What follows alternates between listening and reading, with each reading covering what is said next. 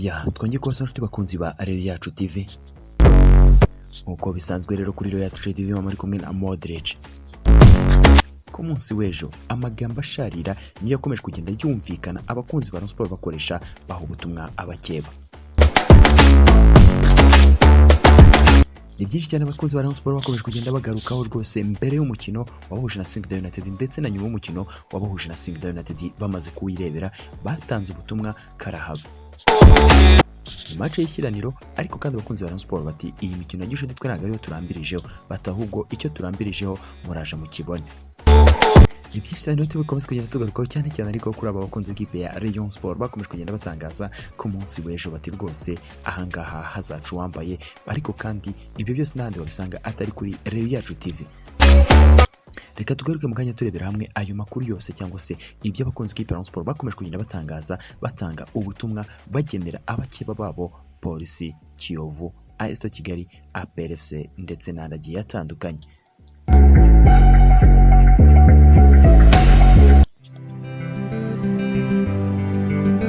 Rayon Sports.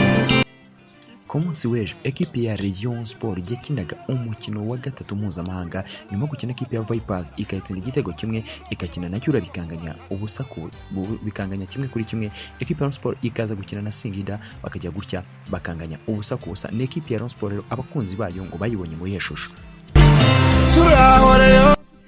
Nkuko bakomeza kugenda babitangaza rero aba bakunzi b'ikipe ya Rayon Sports bakunze kwita rwose abari cyangwa se abafana ba Murera abangaba bakomeje kugenda batanga byinshi bavuga byinshi bati ekipe yacu ni ekipe igaragara ko ari ekipe imeze neza bati ahubwo amakipe aragowe. Tubibutse ko batangiye kubivuga rwose ekipe ya Rayon Sports igitangira kugura bakiri mu nzove nibwo batangiye kugenda bumvikana bavuga bati amakipe araje twumve bati bagiye kera kubusa. Ku munsi w'ejo ubwo ikipe ya Rayon Sports yari kwitegura gukina na Singida abakunzi b'ikipe ya Rayon Sports bakomeje kugenda batanga ubutumwa butandukanye bati aya makipe yose twakomeje kugenda tuyabona tureba urwego ariho aya makipe tuzahangana yaba AS Kigali twatsinze mu mukino wa gishuti yaba izo za Kiyovu Sport izo zose twarazibonye ati rwose twakomeje kugenda tubona abarusiya ati twarababonye ati n'igihuha ati umurusiya wakinnye umupira agakora ku mupira rimwe gusa mu minota isaga 20 yahawe ati ubu ntaduteye ubwoba. Kandi bakomeje kugenda bagaruka kuri byinshi cyane turibuze gukomeza kugenda mwumva hano muri iki kiganiro kuri Reyo Yacu TV.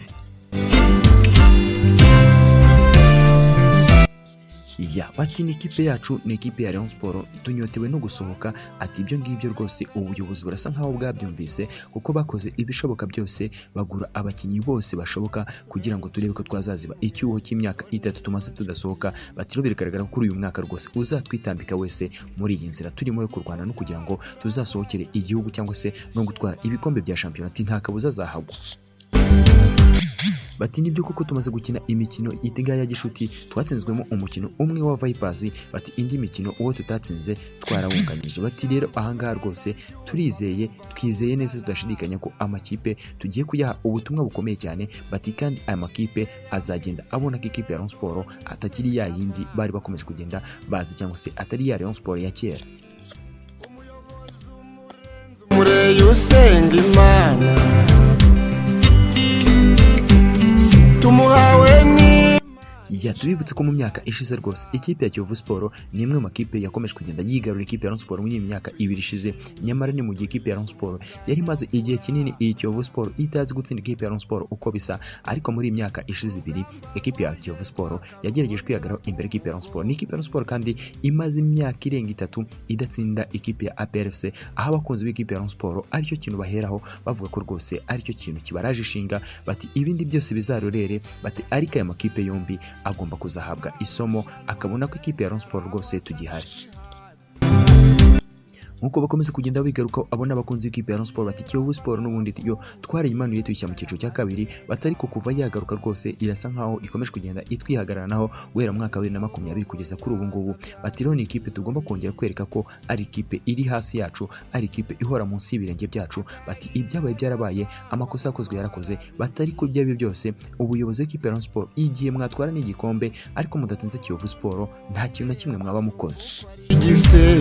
bakomeza kugenda bavuga ko rwose match nk'izi ngizi zitabwe. Twakomeje kugenda tubona imikino ya derby, equipe ya Rayon Sport yakomeje kugenda ikina yaba umukino kinini n'ikipe ya PFC, yaba umukino kinini n'ikipe ya Kiyovu Sport. N'ikipe ya Rayon Sport yatsinze ikipe ya AS Kigali arere turu, ndetse no mukino gifite aho bahuriye bose ikabatsinda, ariko ikipe ya PFC ikaza ikagerageza gutsinda ikipe ya Rayon Sport. Abenshi bakunzi ba Rayon Sport bati ibi byo namahano, ati ntabwo byumvikana ukuntu itsinda ikipe ya AS Kigali ifata PFC ikayitsinda imikino yose aho bahuriye, atari ko twebwe AS Kigali PFC ikajya gutya ikatunanira.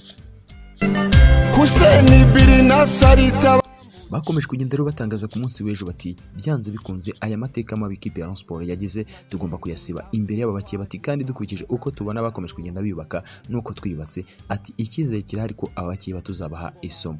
Ariko kandi bakomeje kugenda batanga n'ubutumwa bati rwose birashoboka ko ikipe ya Rayon Sport aho izajya hose muri uyu mwaka w'imikino ntabwo izigera igenda yonyine, izabona stade yuzuye ubururu n'umweru nk'uko bakomeje kugenda babitangaza. Abakunzi ikipe ya Rayon Sport bati uyu mwaka ni uwacu, tugomba kubigiramo uruhare natwe abakunzi ikipe ya Rayon Sport kugira ngo ekipe yacu, ekipe dukunda izabashe gutwara igikombe cya shampiyona.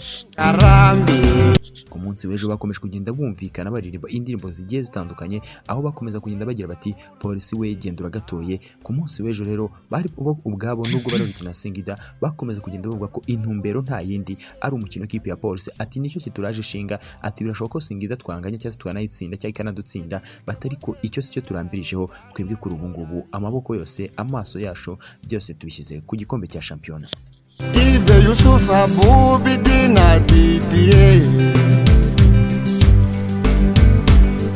umudiho w'incundura mu buduhozemo.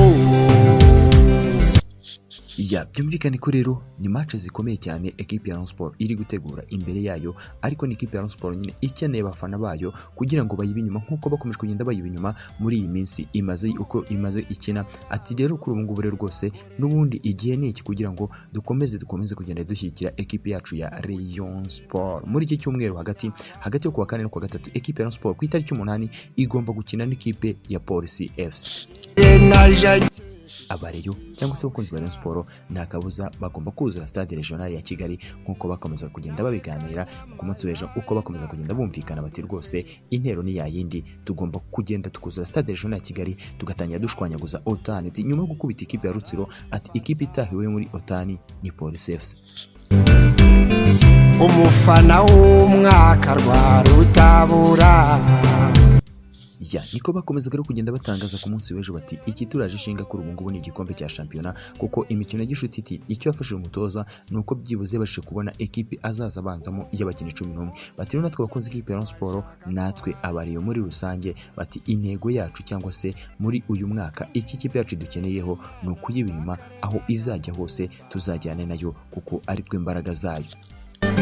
Nzakugabira ishyo abawe bakame.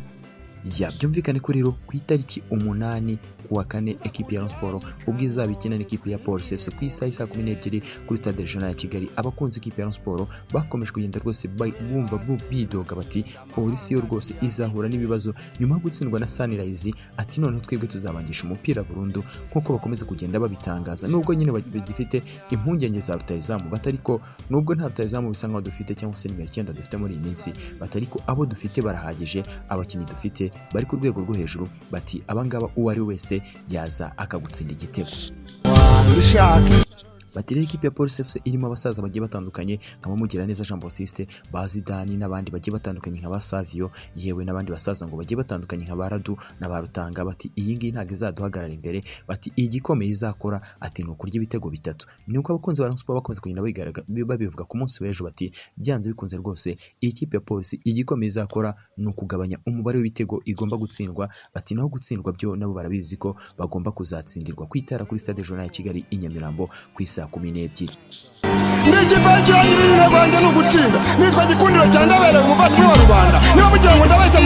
Ariko kandi bati ikintu gikomeye ubuyobozi buzadukorera tukarusha kugira tubugarura icyizere, ikintu gikomeye ubuyobozi buzadukorera tukavuga ko badukoreye ikintu gikomeye cyane muri uyu mwaka w'imikino. Turashaka gutsinda amakipe abiri, Police FC nako APRFC ndetse na Kiyovu Sport. Ati nizo kipe zituraje ishinga, ati kuko umunwa wa Juvenal bati turawurambiwe, ati tugomba gutsinda Kiyovu Sport rero tukayitsinda kandi ibitego bitari bike nk'uko akomeza kugenda babigarukaho. Ni ekipe ya Kiyovu Sport ku munsi w'ejo yari gutsinda ekipe ya Bull iyi ngiyi yo mu gihugu cya Uganda itsinda igitego kimwe, nubwo umutoza w'igihugu cya Uganda cyangwa umutoza wa Buru wo mu gihugu cya Uganda yakomeje kugenda avuga ati iyi kipe ya Kiyovu Sport ntabwo ari ikipe ikomeye, bati kuko ni ikipe yakabaye yadutsinze kare iyo ari ikipe ikomeye, batari ko irarindire idufatanyije n'akabwibwi, idufatiranyije hatabona saa 12 zirenga, ati rwose niho idufatiranyije, bati rero iyo ari bishoboka kubiye bazi ko umukino wari kugera kuri izi saha bari gucana amatara. Ni ibyakomeje kugenda bigarukaho n'uyu mutoza wa Buru, ati rwose iyi kipe ya Kiyovu Sport nayo nta kirimo. Bakomeza kugenda banenga uburyo cyangwa se banenga uburyo ikipe ya Kiyovu Sport yateguyemo uyu mukino bakinnye, bati ntago byumvikana uburyo ikipe igera ku mukino wa nyuma itarumvikana n'umusifuzi ugomba kudusifurira, ati iminota byo batwaye kugira ngo bumvikane n'abasifuzi, ati rwose ibi ntago byari bikwiye, ati ni nacyo cyatumye match irangira bwije mu masaha y'isa 12 zirenga indi minota myinshi. Uwo ni umutoza wa Buru yo mu gihugu cya Uganda. Ku munsi w'ejo batsindwaga n'ikipe ya Kiyovu Sport igitego kimwe, ariko kandi ngo batashye batanyuzwe, bati ni imitegurire ku rwego rwo hasi. Nibikomeza kugenda bigarukaho rero, ariko kandi nyine imikino mpuzamahanga iravuna, ntago ari ibya buri wese. Mu kubyatura kwanyu bidutera ishema. Ya abakunzi ba Rayon Sport bati rero rwose igishoboka cyose tuzagikora, ibyo tuzabasabwa byose tuzabitanga, ubuyobozi buzatubwire icyo dusabwa, batariko abakinnyi bagomba kubaremamo umutima wo guhangana nkuko tujya tubibona andi makipe rwose aza gukenera Rayon Sport, umutima wabo bawushyizemo rwose ibintu byo guhangana, bati natwe turashaka kubona ikipe ya Rayon Sport ihangana, ishaka ibitego, ishaka rwose uburyo yazaduhesha cyangwa se yazaduhesha ikuzo muri uyu mwaka w'imikino. Zumurenze umureye usenga. Bati kandi rwose abakunzi ikipe ya Rayon Sport nyotewe no gutsinda umukeba wacu ariwe APRFC, nkuko bakomeza kugenda bitangaza, ati rwose hari amagambo yakomeje kugenda avugwa n'abayobozi b'ikipe ya APRFC, avugwa n'abafana b'ikipe ya APRFC, atari kigiye ni iki ngiki kugira ngo tubereke ko ibyo bavuga atari ko ibintu bihagaze. Bati bisa nkaho rwose bakomeje kugenda bibeshya, banirengagiza ko izina Rayon Sport ari ikintu gikomeye, bati rero ibyo bagomba kubihanirwa.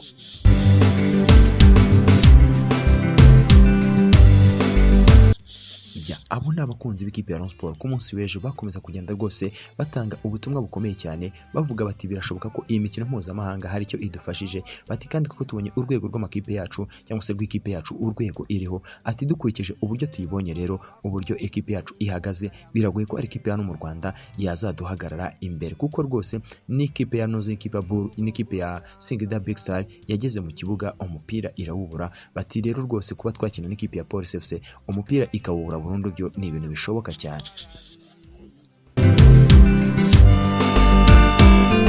Ubururu n'umweru amasumbuko ari igisebe.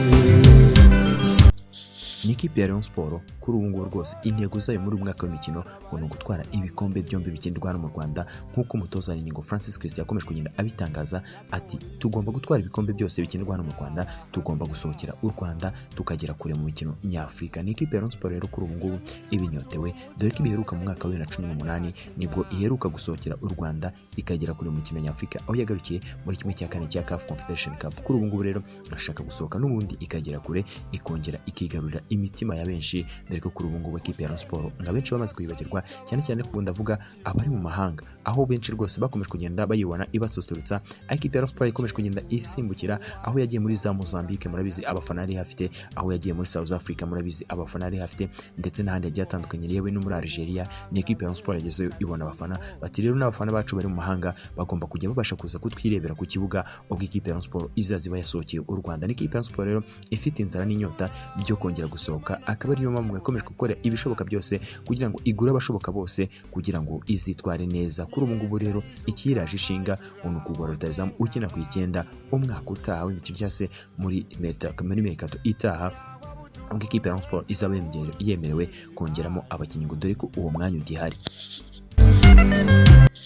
Reka dushimira abakomeje kugenda turi kumwe rero 5 kuri 5 rwose, tubabwira ko ibiganiro byacu kuri Rayon Yacu TV arakagaruka. Iyi Rayon Yacu TV nk'uko bisanzwe njyewe ndi musomera Modric. Mwibutse ushaka kuba natwe muri groupe za WhatsApp cyangwa se no kuba muri fan club iyo ari yose wifuza, wanyandikira kuri 0788447655. Uwizeye Jean Bosco, Muzungu Noah, Uwingene Vital n'abandi bagiye batandukanye nka Dani Mugenzi, yewe yakongeraho umusore bita Nibizi Isaac Irubavu, Emerance kuri Grit Media. Mwese mukomeze kugenda mugubwa neza kuko mutwereka ko turi kumwe na Joas Ndabaninze. Nawe ukomeze kugenda ugira ibihe byiza. Iyi ni Rayon Yacu TV, njye nari Modric. Amakuru ya Rayon Sport kuri Rayon Yacu TV nakagaruka.